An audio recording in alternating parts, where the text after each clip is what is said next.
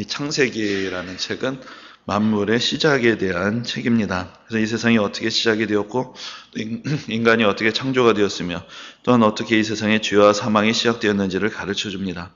그러면서 우리가 지금 살아가고 있는 이 현실의 세계가 어떻게 해서 형성되었는지 그것을 하나하나 보여주는 것입니다. 또 특별히 창세기 1장에서부터 11장까지의 이야기를 이것이 인류 전체의 공통된 이야기를 보여주는 것이다 해서 원역사라는 말로 부르기도 합니다. 근원이 되는 역사다라는 이제 그런 뜻이 되는 것입니다. 이 원역사의 시대를 또 구분해 보면은 여러분들 다 잘 아시겠지만 먼저는 하나님이 이 세상을 아름답게 창조하셨습니다. 그 후에 인간의 죄악으로 타락이 시작이 됩니다. 또 죄악이 이 세상에서 퍼져나가자 하나님께서 홍수로 이 세상을 심판하셨고 오직 노아와 그의 가족들만이 구원을 받게 됩니다.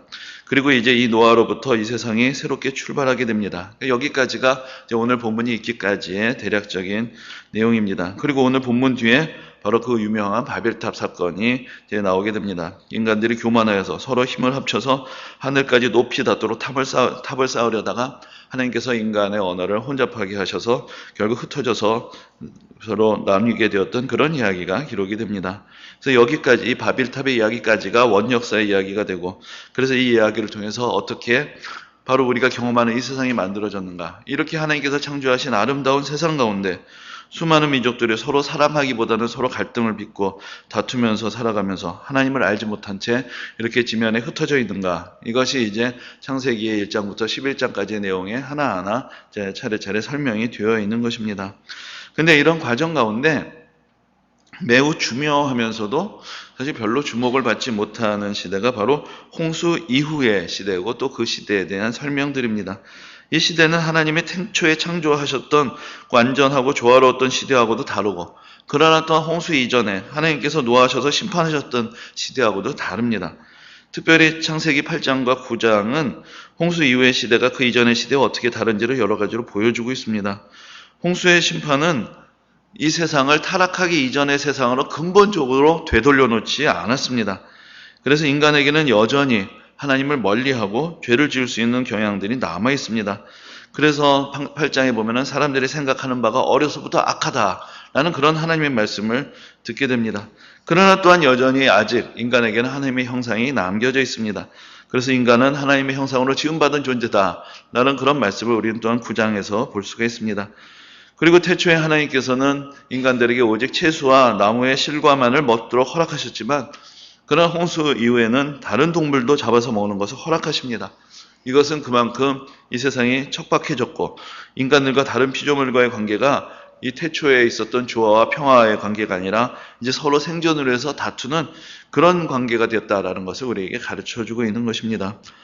홍수 이후의 시대는 홍수의 심판으로 인해서 극단적인 죄악은 정화되었다고 할 수 있겠지만 그러나 여전히 인간은 죄의 영향력 아래 살아가고 있었던 그런 세상입니다. 이 세상도 하나님이 지으신 태초의 조화와 평화를 완전히 회복하지 못했던 그런 시대였습니다. 넓은 의미에서 보면 바로 이 노아의 시대, 그 홍수 이후의 노아와 그의 자손들의 시대로부터 오늘 우리의 시대까지가 다 이러한 인간과 세상의 기본적인 조건 아래서 살아가는 그런 세상이다라고 그렇게 말할 수가 있을 것입니다.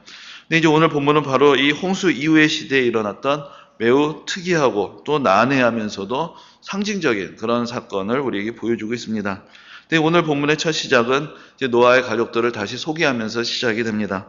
이들로부터 이 세상이 다시 시작이 되었고, 그래서 노아의 아들들의 자손들이 이 세상이 퍼져나가면서 이게 이 세상을 또 가득 채우게 되는 이야기들을 보여줍니다.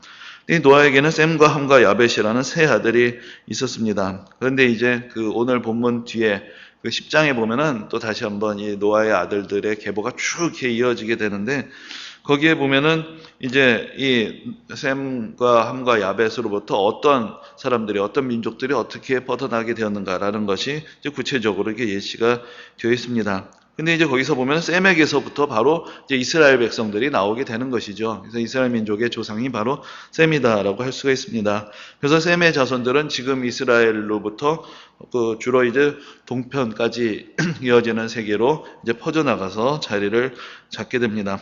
그리고 이제 야벳이라는 아들은 그 이스라엘을 중심으로 본다면 주로 그 서북 쪽으로 퍼져서 이제 자리를 잡게 되는 것을 볼 수가 있습니다. 그리고 이제 함의 자손은 셈의 자손들이 사는 곳에 서남쪽을 중심으로 해서 사실 그 셈의 자손들이 사는 곳을 빙 두르듯이 이제 퍼져가는 이제 그런 모습을 봅니다. 그래서 그래서 노아의 자손들이 어디 퍼져가 있는가라는 것을 대략적으로 이제 살펴보면서 사람들이 흔히 그런 이야기들을 하게 됩니다. 그래서 이제 셈의 자손들은 동양 사람이 되었고, 야벳의 자손들은 서양 사람이 되었고, 함의 자손들은 아프리카 사람이 되었다라고 대략 이제 그렇게 또 이해를 하는 경우들도 있습니다. 근데 이제 그게 그렇게 간단하지는 않은 것이 바로 이제 함의 이야기를 보면은 창세기 10장에 함에게 네 아들이 있었다라고 그렇게 이야기를 하고 있습니다. 근데 그 네 아들이 누구냐면은 구스와 미스라임과 붓과 가나안이라고 이렇게 설명을 해줍니다. 근데 이 구스는 에디오피아를 가리킨다고 보고 미스라임은 이집트, 애굽을 가리킵니다. 그리고 붓은 리비아를 가리킵니다. 그러니까 이 나라들은 사실 우리가 알고 있는 아프리카 지역에 있는 나라죠. 그런데 마지막 가나안은 바로 이스라엘 백성들이 차지하게 된 바로 그 가나안 땅을 말하는 것입니다. 그러니까 함의 자손들이 다 아프리카에 있었고 다 흑인이다. 이렇게 이야기하는 것은 사실 말이 안 되는 것이죠. 게다가 이거 10장의 이야기를 보면은 구스의 자손 중에 니므롯이라는 사람이 있었는데 그 사람이 나타나서 큰 나라를 세웠는데 이 나라가 바빌론과 아수르까지 뻗어나가는 큰 나라가 되었다라는 그런 이야기가 나옵니다. 그래서 오히려 이 함의 자손이라는 사람들은 어떤 사람들이냐? 앞으로 이제 이스라엘의 역사를 보게 될 때 이스라엘 백성들과 주로 접촉하게 되고 또 같이 더불어 살게 되는 이제 그런 이방 민족들을 통칭한다라고 할 수가 있을 것입니다. 그래서 이스라엘 백성들이 포로로 노예로 살았던 애굽에서 또 그 후에 하나님의 그 은혜로 또 모세와 여호수아의 주 안에서 차지하게 됐던 가나안 사람들, 그리고 나중에 또 예루살렘을 함락하고 포로로 끌고 가게 되었던 이 아수르나 바빌론 사람들, 이 사람들도 다 이제 함의 자손들이랑 연결이 되어 있는 것을 볼 수가 있습니다. 근데 이제 오늘 본문의 이야기가 이제 흘러가면은 결국 이 세 아들의 자손들이 앞으로 서로 어떤 관계를 맺게 되는가, 그것을 이제 미리 보여주는 그런 이야기로 연결이 되게 됩니다. 근데 이 사건의 발단을 보면은 먼저 이제 노아가 포도나무를 심으면서 시작이 됩니다. 노아가 홍수 이후에 농사를 짓게 되고 또 그 다음에 포도나무를 심게 됐다는 것은 사실 매우 긍정적인 사인이 될 수 있을 것입니다. 홍수 이후에도 이제 하나님의 은혜로 다시 일상의 삶이 회복이 되었다는 것, 또 그것이 이제 점점 풍성하게 발전되고 있다라는 이제 그런 모습들을 볼 수가 있습니다. 근데 여기 문제가 생기는데 포도나무를 심어서 포도 열매를 거두고는 이제 그것으로 포도주를 만들어서 마시게 되었고, 그리고 나서 너무나 취해가지고 벌거벗은 채로 노아가 잠이 들게 되었다. 이제 그런 이야기가 이제 성경에 기록이 되어 있습니다.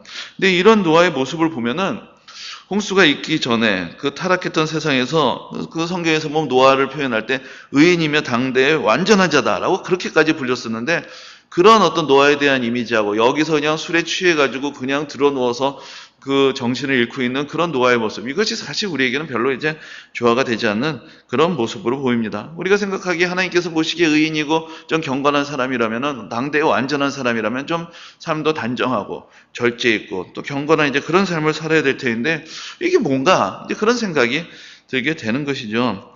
그래서 이제 앞에서 말씀드린 대로 이 노아의 이런 모습 자체가 이 홍수 이후의 시대라는 것이 어떤 것인가라는 것을 또 단적으로 보여주고 있는 것입니다. 바로 하나님의 은혜와 인간의 연약함이 공존하고 있는, 이 노아라는 하나님의 큰 은혜를 받은 사람이었지만, 그러나 또한 그의 삶의 현실을 보면은 또 인간으로서의 그 연약한 모습들이 여실히 나타나 있는 그런 상황을 우리가 노아의 모습에서도 그대로 보게 되는 것입니다.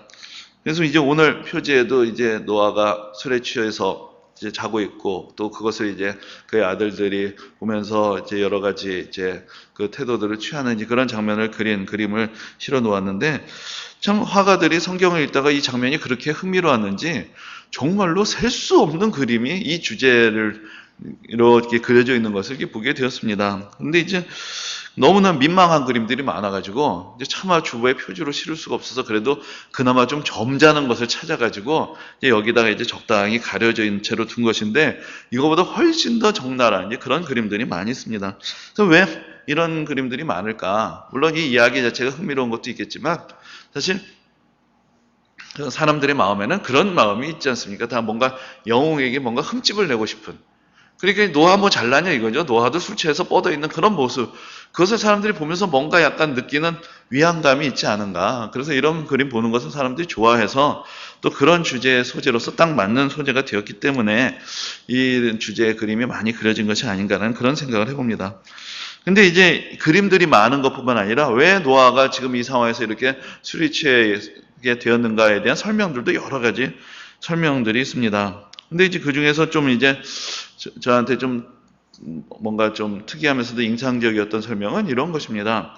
노아가 왜 이렇게 술에 취해서 뻗어버렸느냐? 한번 생각해 보라는 것이죠.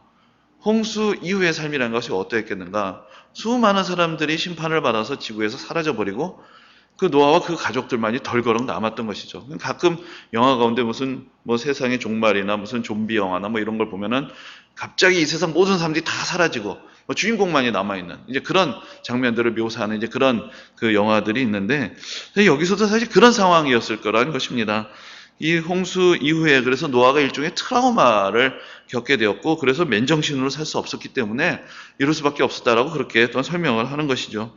수많은 사람들이 하나님의 심판으로 사라지고 자기 가족들만이 남은 이 세상의 적막감과 공허감 그것을 노아도 참 견디기가 어려웠을 것이다. 이제 그렇게 설명을 해보는 것입니다. 근데 사실 성경은 어떤 다른 설명들을 우리에게 제시해 주고 있지 않습니다. 그러나 어쨌든 간에 지금 이 노아가 이렇게 벌거벗고 그 장막 안에서 자고 있는 이 모습이 우리가 생각하기도 좀 민망하지만 사실 성경에 나와 있는 모습을 보면 그 기록들을 보면은 노아의 자식들이 보기에도 참 민망한 이제 그런 장면이었다라는 것을 우리가 충분히 짐작할 수가 있습니다. 근데 이런 상황에서 이제 노아의 아들들이 서로 다른 반응을 보이는 것이죠. 그래서 먼저 가나안의 아버지라고 계속 불리고 있는 이 함은 노아가 벌거벗고 있는 것을 보고는 다른 형제들에게 알려줍니다. 알려준다는 건 좀 점잖은 표현이지만 사실 이것은 아버지의 흉을 보고 조롱했다라는 이제 그런 의미가 되는 것입니다. 그러나 다른 형제들, 바로 셈과 야벳은 성경의 표현을 그대로 보면은 옷을 가져다가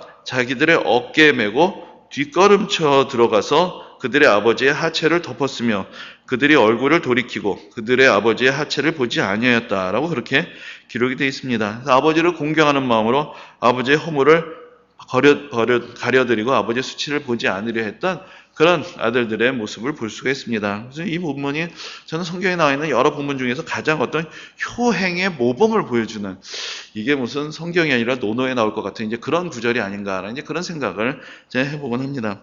근데 이제 이 이야기의 절정은 이 두 아들의 선행에서 끝나는 것이 아니라 바로 노아가 술이 깨어나면서부터 시작이 됩니다. 근데 이 대목이 참 중요하면서도 이해하기가 어려운 것인데 아니 참 어떻게 생각하면 원인을 제공한 것은 노아이죠. 노아가 아버지로서 그렇게 품위 있는 행동을 보여주지 못하고 그렇게 참 어떤 흉한 꼴을 보여주게 된 것이고 그것 때문에 이제 자녀들이 또 뭐 흉을 보기도 하고 또 효심을 발휘해서 가려들기도 하고 뭐 그런 것인데 뭐 죄송한 말씀이지만 이게 무슨 방귀 낀 놈이 성낸다고 자기가 술 취해서 그래 놓고서는 그래서 채통을 읽고 벌거벗은 것은 자기였는데 그것이 더 창피해서 그랬는지 그 자리에서 갑자기 성을 내면서 함에 대해서는 저주를 퍼붓고 그 다음에 그 셈과 함에 대해서 축복하는 이제 그런 장면이 이어지게 됩니다. 근데 여러분 한번 생각해 보세요. 함이 아버지의 흉을 본 것도 잘못인데 술 취해서 자던 노아가 그것을 어떻게 알았을까요? 누군가가 얘기를 해줬겠죠. 그럼 누가 얘기를 했을까요? 그럼 그 장면을 본 사람이 셈과 함과 야벳밖에 없다고 하면은 결국 셈과 야벳이 우리는요 아버지를 덮어드렸고 저 자식은 아버지 흉을 봤어요. 뭐 이렇게밖에 생각을 할 수가 없는 상황이 되는 것이죠. 그러면은 아버지가 이렇게 벌거벗고 주무신다라고 흉을 본 함은 잘못한 것이고 그 함을 또 아버지에게 고자질하고 있는 셈과 야벳은 뭐 또 잘한 것이냐? 사실 뭐 우리가 이렇게 생각하면 이제 끝도 없는 이제 그런 이야기가 되고 상황이 그렇게 별로 이렇게 명쾌하게 좀 받아들여지지 않게 되는 이제 그런 이야기가 됩니다. 근데 이 본문이 후대에 끼친 가장 큰 악영향은 무엇이냐면은 바로 앞에서 말씀드린 것 같이 이 함은 아프리카 사람들이다 라고 그렇게 보고 흑인들의 조상이다 라고 그렇게 단정을 해버리면서 바로 오늘 본문에서 가나안은 저주를 받아 그의 형제들의 종들의 종이 되기를 원하노라. 또 가나안은 셈의 종이 되기를 원하노라. 이런 말씀을 그대로 바로 이해를 하면서 흑인들은 원래부터 노예로 태어났다. 하나님이 흑인들을 노예로 만드셨다. 흑인들은 원래 저주받아서 노예로 태어난 족속이기 때문에 그들을 노예로 삼는 것은 잘못된 것이 아니다. 이렇게 노예 제도를 옹호하는데 이 본문을 사람들이 사용하기 시작했다는 것입니다. 사실 이 본문이 기록되고 또 우리 성경 안에서 이 본문을 사람들이 읽었던 거의 2000년에 가까운 세월 동안 사람들이 이 본문을 그렇게 해석하지 않았습니다. 근데 이제 노예제 폐지 운동이 막 활발하게 벌어지니까 노예 주인들이 자기들이 노예를 소유해야 되는 것을 정당화할 수 있는 근거들을 찾기 시작했고, 그러면서 성경에서 이 본문을 가지고 이용을 하게 되었던 것입니다. 그래서 봐라, 함은 아프리카 사람들의 조상이고 흑인들의 조상인데 보면은 셈의 종이 된다, 형제들의 종이 된다라고 이야기하지 않았느냐. 그러니까 이 아프리카 사람들은, 흑인들은 원래부터 종으로 태어난 그런 종족이다. 그러니까 그들을 노예로 삼는 것은 전혀 잘못된 것이 아니다. 이제 그런 논리가 되었던 것입니다. 근데 여러분, 오늘 본문을 잘 읽어보면은 함이 노예가 된다고 되어 있지 않습니다. 가나안이 형제들의 종이 된다라고 그렇게 되어 있습니다. 그래서 함은 가나안의 아비라고 그렇게 불리고 있는 것이죠. 그래서 왜 여기서 갑자기 가나안이 등장을 하느냐? 근데 가나안은 앞에서도 말씀드렸지만 함의 아들 중에 한 사람입니다. 그래서 그렇게 좀 상상력을 발휘해 보는 것이죠. 그러면 여기 또 하나 생략된 이야기가 있다. 그러니까 먼저 이 노아 할아버지가 그렇게 벌거벗고 흉하게 있는 것을 먼저 본 것은 가나안이고, 가나안이 자기 아버지 함에게 이야기하고, 그러니까 함은 또 뭐 좋다고 또 가서 그걸 보고 또 가서 형제들이 이야기해줘서 이제 이 3대가 엉긴 이야기가 된 것이다. 그래서 이제 가나안이라는 이 함의 아들이 바로 이 노아의 저주의 표적이 됐다라고 그렇게 또 설명을 해보기도 하는 것입니다. 근데 여러분이 가나안이라는 이름을 잘 살펴봐야 됩니다. 이 가나안은 함의 아들의 이름 중에 하나이면서 또는 앞으로 여러분들 잘 아시는 바로 이스라엘 백성들이 살게 되는 그 땅을 가리키는 그런 이름입니다. 바로 가나안은 흑인들을 대표하는 사람이 아니라 가나안 족속을 대표하는 사람인 것입니다. 그렇기 때문에 오늘 이 본문의 이야기는 사실은 만약에 후대에 있는 이 역사하고 연결이 된다면 어느 시점에서 연결이 되는 것이냐? 바로 함이 그 형제의 종이 되고 셈의 종이 된다라는 그 이야기는 셈의 자손인 이스라엘 백성들이 후에 가나안 땅을 정복하게 되는 것, 그것을 가리키는 말씀이지, 이것을 가지고 모든 아프리카 흑인들은 이제 미국에 가서 노예 생활을 해야 된다라는 것을 이야기하는 것처럼 그렇게 마음대로 갖다가 끌어써서는 안 되는 것입니다. 그래서 이제 이 본문에 대한 그런 해석들은 사실 사람들이 자기의 이익을 따라 성경 속의 맥락과 상관없이 마구 성경을 끌어다가 왜곡하는 것, 그런 또 잘못된 해석의 가장 대표적인 사례다라고 그렇게 이야기를 할 수가 있습니다. 근데 이제 오늘 본문에 이러한 그 내용상의 문제뿐만 아니라 또 매우 중요한 측면이 이 본문 가운데 담겨져 있습니다. 왜냐하면은 창세기 1장에서부터 그 앞에 8장에 이르기까지는 인간을 축복하고 저주하는 것은 오직 하나님만이 하셨습니다. 하나님만이 인간에게 복을 내리시기도 하시고 또 인간에게 심판하시고 벌을 내리시기도 하셨습니다. 그런데 바로 이 장면에서부터 시작해서 인간들이, 또 특별히 아버지들이 자기의 아들들, 자손들을 축복하는 그런 장면이 나오기 시작합니다. 그래서 오늘 본문에서는 아예 하나님이 등장하지를 않습니다. 축복과 저주의 이야기가 선포되는데 하나님은 전혀 등장하지 않고 주인공이 노아로 되어 있는 것입니다. 노아가 자녀들을 향해서 축복하고 또 저주합니다. 그래서 바로 이 장면도 앞에서 말씀드린 대로 홍수 이후의 시대의 특징을 보여주는 그런 장면이라고 할 수 있습니다. 이제 하나님과 인간들의 사이가 그만큼 멀어져 버린 것이죠. 그래서 하나님과 인간 사이에 부모들이, 스승들이, 지도자들이, 권세자들이, 어떤 특별한 사명을 받은 사람들이 자리를 잡고 그래서 다른 사람들을 지도하고 축복하고 판단하고 저주하는 이제 그런 역할을 맡게 되는 이제 그런 장면을 우리에게 보여주고 있는 것입니다. 그래서 이 세상에서 부모들, 스승들, 지도자들은 하나님의 대행자로서의 역할을 맡게 됩니다. 그리고 그 역할을 어떻게 감당하느냐에 따라서 자기에게 맡겨진 사람들의 삶에 여러 가지로 영향을 미치게 됩니다. 우리가 그 영향력을 바르게 사용한다면 다른 사람들의 삶을 격려해주고 소망을 주고 위로를 주고 바른 길로 이끌어주는 그런 역할을 할 수 있겠지만, 그러나 잘못 사용하여서 편애하고 어떤 그릇된 사랑과 그릇된 영향력을 행사한다면 그것은 우리들의 자녀들의 삶에 또 다른 누군가의 삶에 어두운 그늘을 지우는 그런 결과를 안게 될 것입니다. 그러면 우리가 노아가 자기 자식들을 저주하는, 저주해봤자 자기 자식 아니에요. 근데 자기 자식들을 저주하는 이제 그런 이야기들을 보면서 사실은 우리가 가지고 있는 영향력을 어떻게 사용해야 하는가, 우리가 이 세상을 정말로 축복하는 삶을 살아야 하지 않겠는가라는 그런 생각들을 다시 한번 해보는 것입니다. 이 뭔가 영향력을 갖고 있다는 것, 권한을 갖고 있다는 것, 그것은 우리 모두가 바라는 바이기도 하지만 그런 모든 권한과 영향력에는 또한 책임이 따른다는 것도 기억해야 합니다. 우리의 자녀들, 우리의 제자들, 우리의 후배들, 우리의 영향력 아래에 있는 모든 사람들의 삶에 우리가 어떻게 기여를 하고 어떻게 그들의 삶에 좋은 영향력을 미칠 것인가, 어떻게 그들을 바르게 인도할 것인가, 여기에 대해서 모든 사람들은 좀 더 진지하게 고민하며 정말 하나님 앞에서 정직하게 진실되게 자신들이 가지고 있는 영향력을 발휘를 해야 하는 것입니다. 사실 여러분, 모든 부모들이 다 자기 자녀들이 잘 되기를 바라겠죠. 그러나 실제로 우리는 우리의 자녀들을 축복하기만 하는 것이 아니라 때로는 노아처럼 저주하기도 합니다. 자녀들이 생각하고 바라는 것이 자기의 생각과 다르게 될 때, 충돌하게 될 때 그들을 이해하고 품어주기보다는 오히려 상처를 주고 힘들게 하고 그들의 삶에 여러 가지로 아픔을 주게 되는 그런 경우들을 우리가 가정 가운데서 흔히 보게 됩니다. 그래서 또한 자녀들의 마음속에 부모에 대한 원망, 부모에 대한 상처, 그 부모라는 존재가 자기의 삶에 한계를 주고 원하는 것을 좌절시키는 이제 그런 존재로서 마음속에 또 각인되는 그런 답답한 모습들을 또한 우리가 보게 되기도 하는 것입니다. 그래서 우리가 이 이야기를 조금 뒤집어서 그러면 노아의 아들들의 입장에서 생각을 해본다면은 사실 결국 우리가 그러한 상황 속에서 뭔가 부모로부터 좋은 것만을, 좋은 이야기만을, 축복만을 물려받는 것이 아니라 사실 저주를 받고 쓰라린 것을 안게 되고 상처를 떠안게 되는 그런 세상을 우리가 어떻게 살아가야 하느냐라는 이제 그런 또 다른 이야기들을 또 생각을 해볼 수가 있습니다. 사실 모든 세대는 앞 세대의 부채와 자산, 축복과 저주 모두를 떠안고 인생을 시작하게 됩니다.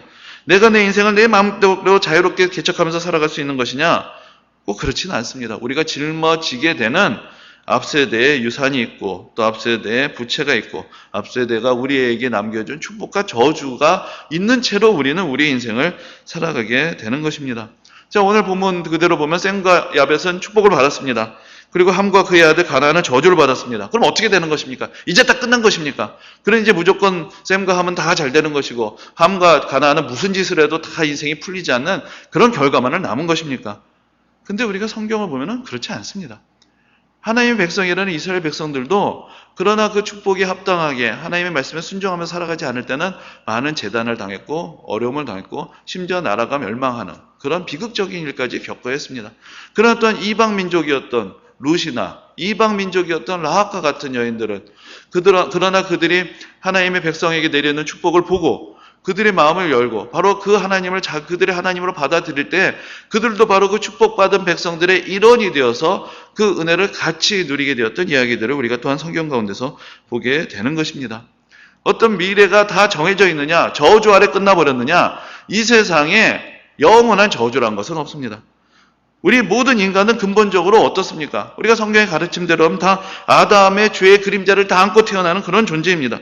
그리고 이 세상에 태어납니다. 그럼 어떻게 됩니까? 그래서 이 세상 인간들은 다 끝나버린 것입니까? 그렇지 않습니다. 하나님께서 예수 그리스도를 통해서 우리 모두가 죄악의 정죄와 저주에서 벗어나서 은혜와 구원을 받을 수 있는 길을 열어주신 것입니다. 나의 조상이 어땠고 내 앞의 세대가 어떻게 했고 나의 과거가 어땠고 그래서 내가 떠안게 되는 그런 모든 부채와 짐과 저주 아래서 난 그냥 이렇게 살다 죽는 것이냐? 그런 걸 가르쳐주는 책이 성경이 아닌 것입니다. 성경은 그 모든 저주로부터 벗어나는 길을 가르쳐줍니다.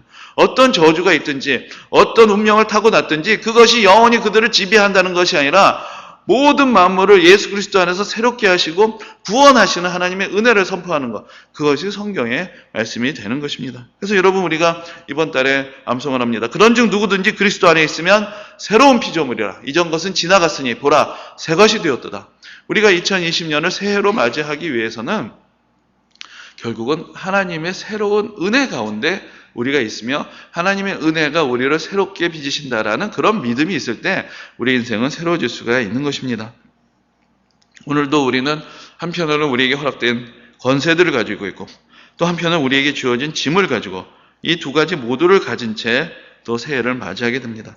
그 가운데서 한편으로는 교만하지 않고 또 좌절하지 않고 오직 겸손하고 신실한 마음으로 인간의 연약함을 인정하고 또 이 세상 가운데 우리를 인도하시는 하나님의 깊으신 섭리를 깨달으며 바로 이 세상을 축복하고 이 세상 가운데 은혜를 전하며 또 우리의 모든 삶의 모습들, 한계들을 하나님의 은혜로 극복하고 변화시키는 그런 축복된 한 해가 되시기를 주님의 이름으로 축원합니다.